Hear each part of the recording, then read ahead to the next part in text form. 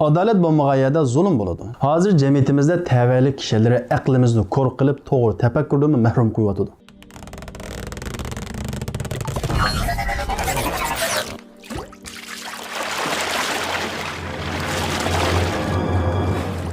Navbatda biz yo'qitib qo'yayotgan bizdagi eng muhim narsamizdan biri bo'lsa, bizdagi adolat va insof. Bir-birimiz bilan bo'lgan muomala va pozitsiyalarimizda adolatimizni butunlay yo'qotdik. Masalan, o'zimiz qilgan ishni cho'ngaytimiz, boshqalarning shuningga o'xshash qilgan ishlarini kichikiltimiz, e'tiborga olmaymiz, ko'masga solamiz. O'zimiz yoki o'zimiz tava bo'lgan to'p yoki jamoatdan bo'lgan bir odam bir ish qilsa, uni ko'k ko'tarib maqtaymiz. Shuningga o'xshash yoki uningdan qimmatliroq ishdan birini boshqalar yoki o'zimizning to'piga tava bo'lmagan bir odam qilsa, uni ko'masga solamiz, uni tushiramiz. Tunilgan cho'nglarning odatdagi gaplarga qo'llarimiz qizzag'uvchi chavaklarni chalamiz, ammo odatdagi tunilmagan odamlarning ilg'or fikrlarini chetga qoqamiz. So'z yoki ishlarningki qimmati ahamiyatiga qarab emas, kim tarafidan deyilayotganligi, kim tarafidan qilinayotganligiga qarab turib baho beryapmiz va shuningga qarata pozitsiyamizni belgilayapmiz. Bu butunlay bizning dinimizga zid bir ish, chunki bizning dinimiz adolat dini. Yaxshi ish, yaxshi so'z kim tarafidan deyilsin, kim tarafidan qilinsin, u to'qqa biz tava bo'laylik, bo'lmaylik. U odamni biz yaxshi ko'raylik, ko'maylik. Adolat bilan muomala qilish bu bizning dinimizning talabi.